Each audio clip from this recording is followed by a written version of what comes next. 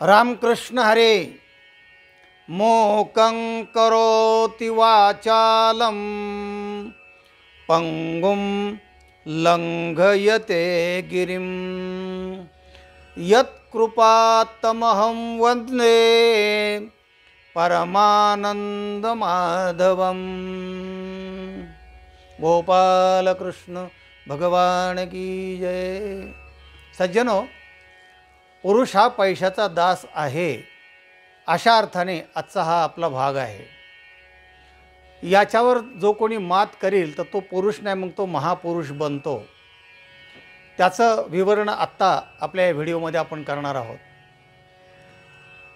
दुर्योधन हा राजा होता, म्हणजे सत्ताधीश होता आणि त्याच्याकडे सगळं पैसे धन होतं।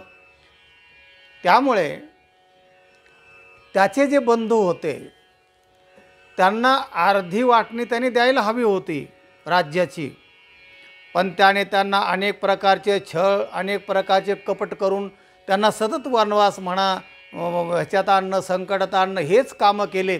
कारण त्याच्याकडे पैशाचं सामर्थ्य होतं, सत्ता त्याच्याकडे होते आणि नुसता नामधारी जो धृतराष्ट्र होता तर तो अंध होता आणि प्रेमाने मोहित असल्यामुळे पुत्रप्रेमे मोहितू असं माऊलींनी म्हटलेलं आहे। तर त्यामुळे त्याच्या हातात काही नव्हतं आणि सगळी सत्ता त्या दुर्योधनाच्या भोवती केंद्रित झालेली होते। आणि मग अर्ध राज्य त्यांना द्यायचं असताना सुद्धा देत नाही। भगवंताने, भगवान गोपालकृष्णाने 2-3 वेळा शिष्टाई केली। शेवटी सांगितलं की 5 गावं फक्त देतो, 5 पांडवांना एक गाव येईल आणि ते अल्पसंतुष्ट आहेत, त्यांच्या गरजा कमी आहेत, मी त्यांना समजून सांगतो। पण दुर्योधनाने तेही नाकारलं, ठोकारलं। सुईच्या टोकावर बसणारी मातीसुद्धा देणार नाही, अशी जेव्हा टोकावरची भाषा दुर्योधन बोलायला लागला, भगवान ताडकेने उठले सभेमधून आणि युद्धाची तारीखच जाहीर करून टाकली। या म्हणले आता कुरुक्षेत्रावर। आता युद्धाची तारीख जाहीर भगवंताने केली, दुसरा काही पर्याय नसल्यामुळे। आणि मग युद्धाची जुळवाजुळव सुरू झाली आणि मग कोणी कोणाकडून जायचं, कोणी कोणत्या पार्टीत जायचे, कोणत्या पार्ट्या मग त्याच्या फितूर कशा करायच्या, आपल्याकडून कसे ओढायचे, या सगळ्या गोष्टी आत्ता ज्या चाललेल्या आहेत राजकारणामध्ये, तसं त्यावेळेलाही महाभारताच्या काळात होतं ते। आणि मग जेव्हा युद्ध नक्की करायचं ठरल्यानंतर मग एकमेकाला त्याच्यापूर्वी गाठी भेटी घेणं, हे करणं, आशीर्वाद घेणं, या सगळ्या गोष्टी चालू झाल्या। कारण युद्धामध्ये समोरासमोर आलं की कोण कोणाचा ते काय बघायचं नसतं। समोर आलंयस ना, कोणी असो, मग त्याची भेट ठेवायची नाही, असं ते युद्धनीतीच आहे ते। त्यामुळे धर्मराज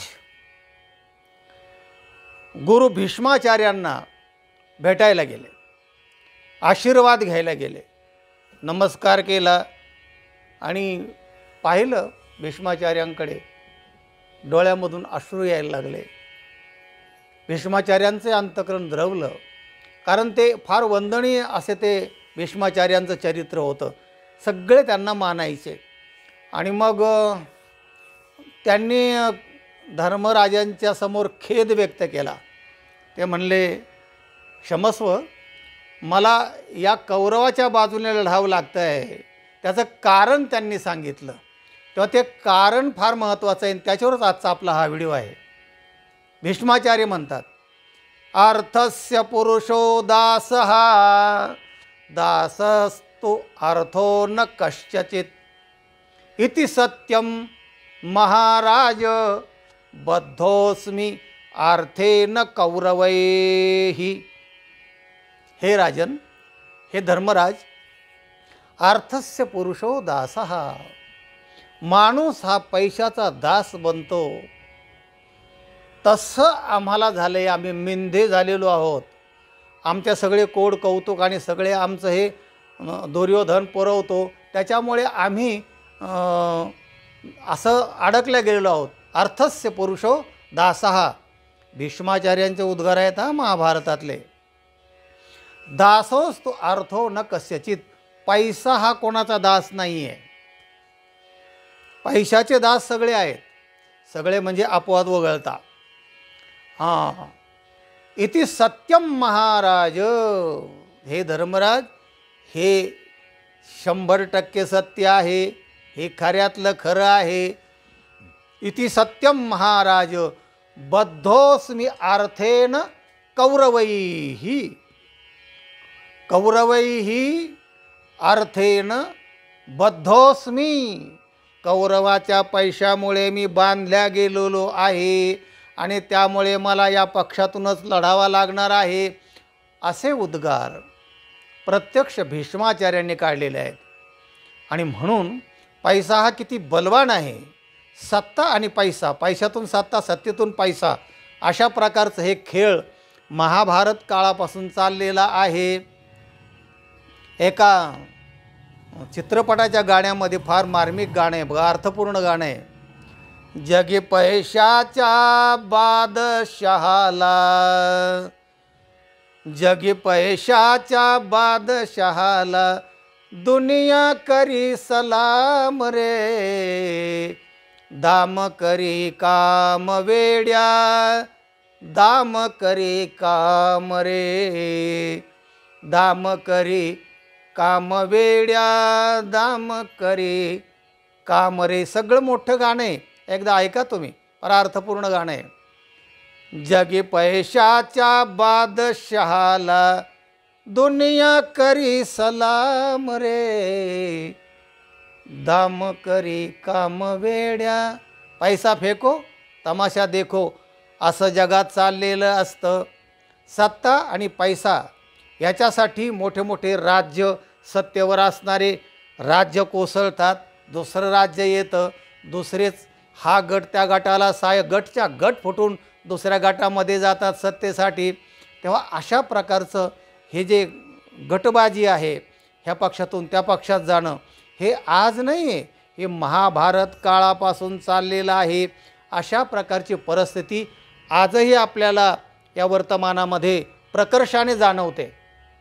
याचं कारण आहे, तेव्हापासून ही मानवीय प्रवृत्ती आहे. हे करायचं ना, मग त्यातली माणसं फोडा, आपल्यात आणा, आपण सत्ता आणि पैसा उपभोगू. अशा प्रकारचा हा महाभारतातला प्रसंग मुद्दाम आपल्यापुढे हा मांडत आहे. तेव्हा पुन्हा एकदा श्लोक ऐका. हा श्लोक प्रत्यक्ष गुरु भीष्माचार्यांचा आहे आणि धर्माला उद्देशून बोललेला आहे. अर्थस्य पुरुषो दासः, दासोस्तु अर्थेन कस्यचित.